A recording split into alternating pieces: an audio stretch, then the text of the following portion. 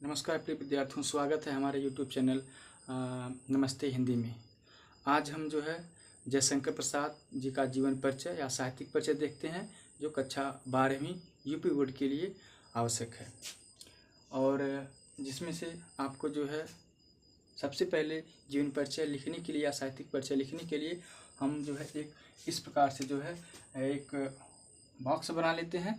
इस बॉक्स में जो है इनका जो है संक्षिप्त जीवन परिचय, किसी का भी हमको अगर साहित्यिक परिचय अथवा जीवन परिचय लिखना हो तो सबसे पहले हम बॉक्स में उनका जो है संक्षिप्त जीवन परिचय लिखते हैं।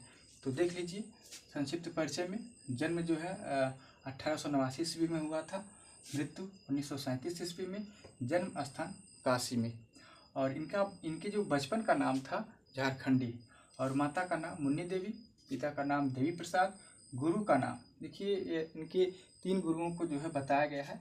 इसमें रसमय सिद्ध हैं, ये आध्यात्म गुरु इनको माना गया है, बताया गया है। और मोहिनी लाल, इनको जो है संस्कृत की शिक्षा इनसे प्राप्त हुई थी। वहीं दीनबंधु ब्रह्मचारी जी हैं, इनसे जो है इनको इतिहास की शिक्षा मिली थी। इनको जो है एक पुरस्कार मिला है, पुरस्कार है मंगला प्रसाद पारितोषिक पुरस्कार। ये इनकी जो है रचना कमानी के लिए इनको जो है ये पुरस्कार मिला था। अब ये इतना चीज़ जो है हम बॉक्स में लिखते हैं।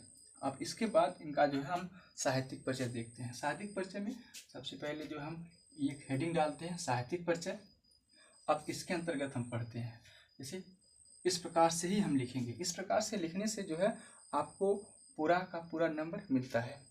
आप कम से कम एक पेज को फुल भरिए, दूसरा पेज में अगर एक आध 2-4 लाइन जाती है तो ठीक है, नहीं तो बहुत ज़्यादा आपको लिखने की आवश्यकता नहीं है।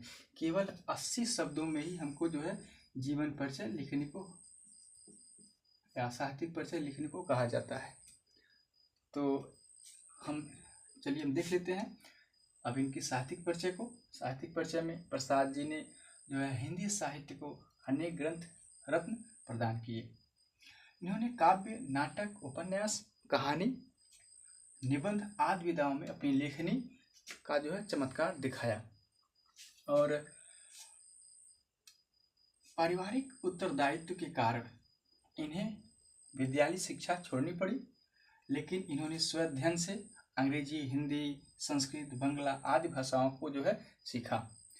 फिर जो है इनकी रचनाओं के बारे में हम देख लेते हैं। प्रमुख रचना एक हम हेडिंग डालते हैं, इस प्रकार से हेडिंग डालेंगे और उनकी रचनाओं के बारे में लिखेंगे, ताकि पुस्तक में जो है आपका जो है ये कौन सी रचना कब प्रकाशित हुई ये नहीं दिया है, लेकिन हम जो है खोज के जो है आपके लिए हम ये सब लाए हैं।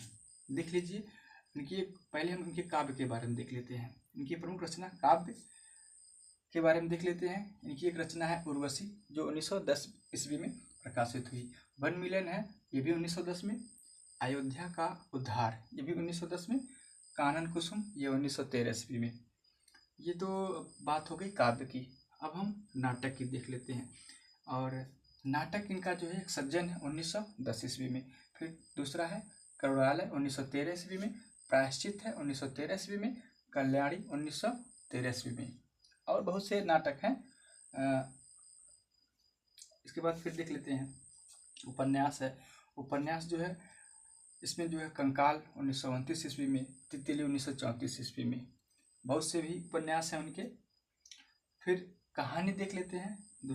अगली हेडिंग कहानी को के अंतर्गत हम देख लेते हैं। कहानी जो है, कहानी में छाया 1912 ईस्वी में, प्रतिध्वनि 1926 ईस्वी में, आंधी जो है 1931 ईस्वी में, इंद्रजाल 1936 ईस्वी में। बहुत सी और भी रचनाएं हैं जिनको जो है नहीं लिखना होता है, बस इतना बहुत काफ़ी होता है।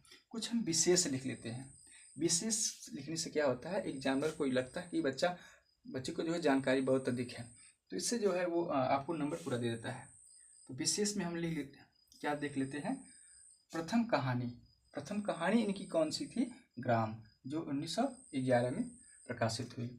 और इनका जो प्रथम उपन्यास क्या है, कंकाल है, जो 1929 ईस्वी में प्रकाशित हुआ।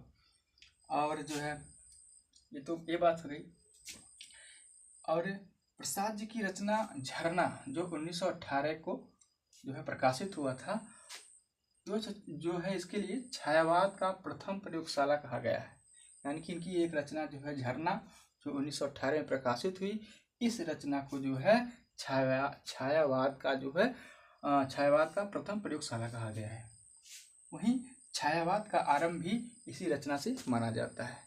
और इनकी प्रथम कविता छायावाद की जो है प्रसाद जी की जो प्रथम कविता जो है प्रथम प्रभात, इसी झरना में ही संकलित है।